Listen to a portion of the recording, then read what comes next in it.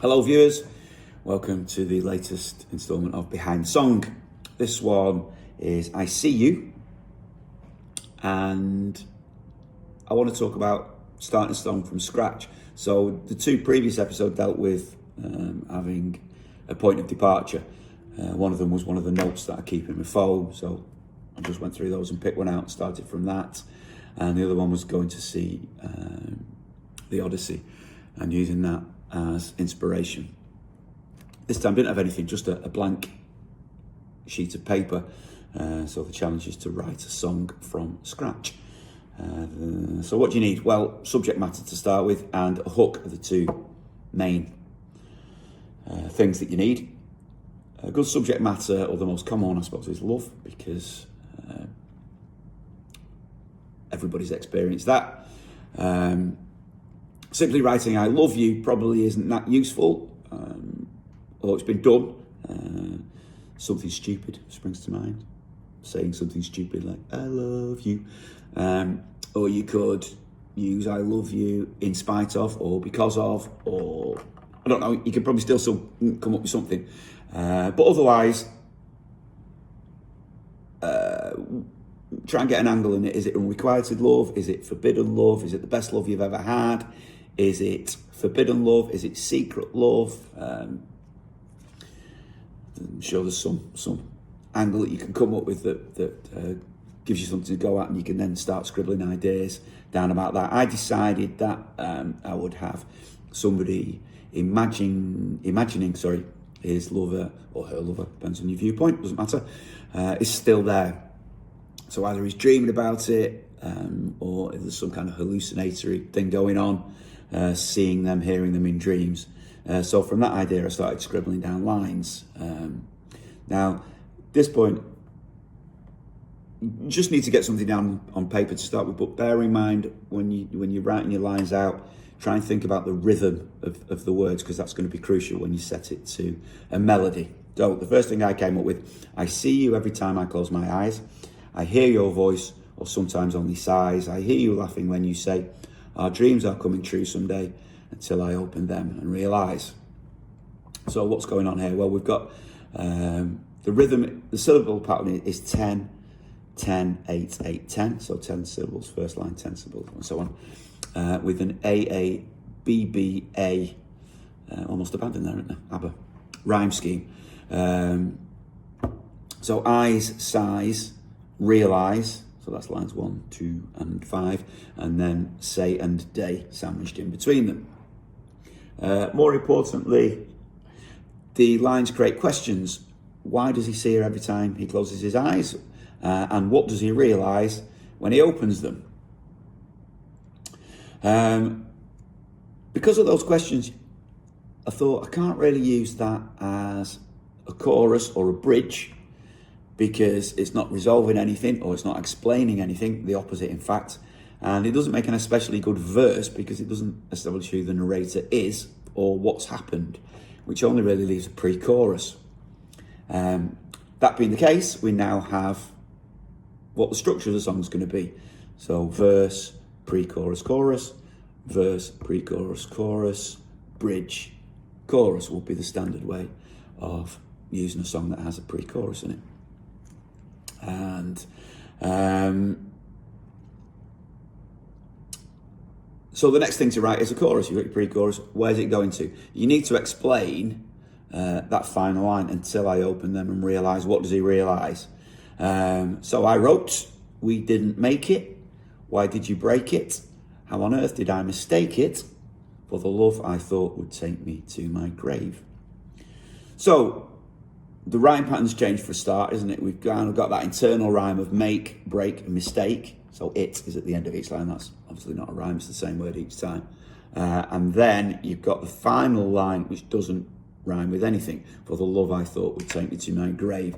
And you've got a very different rhythmic structure. We've got first three lines are 5, or first two lines, sorry, we didn't make it. Why did you break it? And how on earth did I mistake it? So you've got the emphasis there falling on 4 syllables. Why we didn't make it. Why did you break it? how on earth did I mistake it? So that's 8, so it misses the 4th one out, I suppose. And then the final line is 9 syllables, with no real emphasis on any particular word or any particular syllable. For the love I thought would take me to my grave. It's a there. There's also a kind of obsessive circularity, isn't there, to the we didn't make it, why did you break it, how on earth did I mistake it? They're like rhetorical questions that with a circularity to them, as if that's something that's constantly going around in his head, which is then broken by the final line, for the love I thought would take me to my grave. Obviously there's an inherent finality in the grave until you're dead.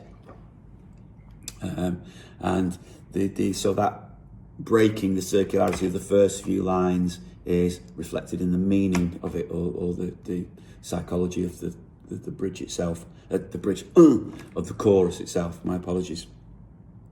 Right, so there you go. We've got a pre-chorus and we've got a chorus. That's half the song done. So now we need 2 verses.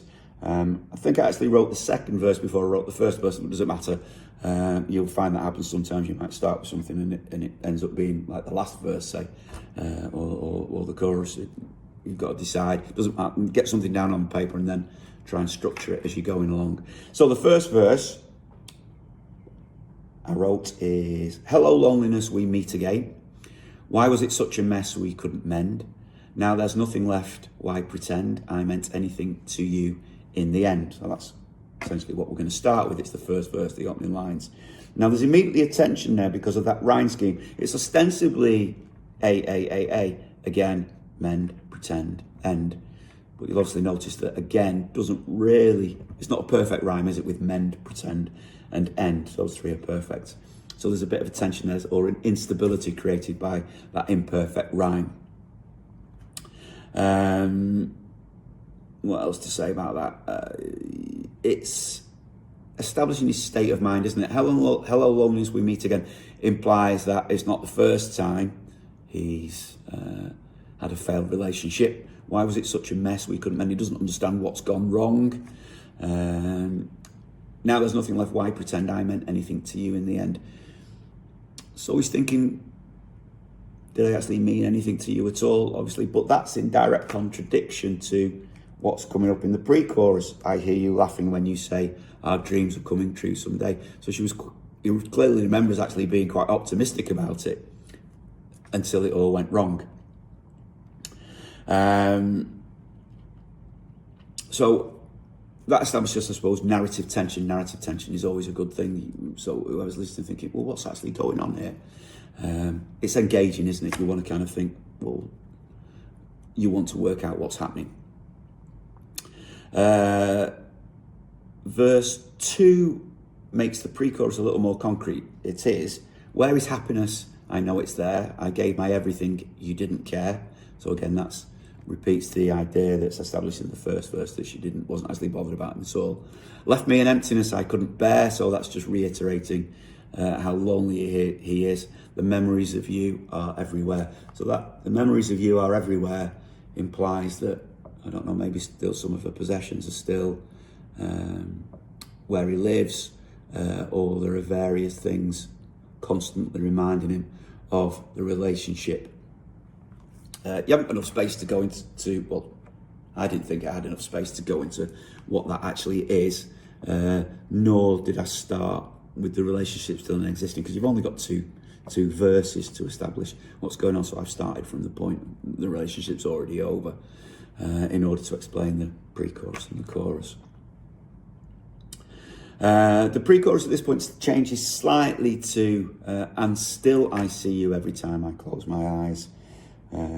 Just because still contains the idea of time. She's gone, time has passed, and he knows she's gone, and yet she's still there in his head. So that only leaves the bridge now. Now you need something different in a bridge. It's going to have to offer an alternative viewpoint or an alternative state of mind. So what I came up with is, what will it take for me to realise, believe in what I see with my own eyes? I know just what I'm worth. and know just what I'm worth. I wasn't meant to walk this earth with fools like you by my side. I'll read that again properly. What will it take for me to realise, believe in what I see with my own eyes, and know just what I'm worth?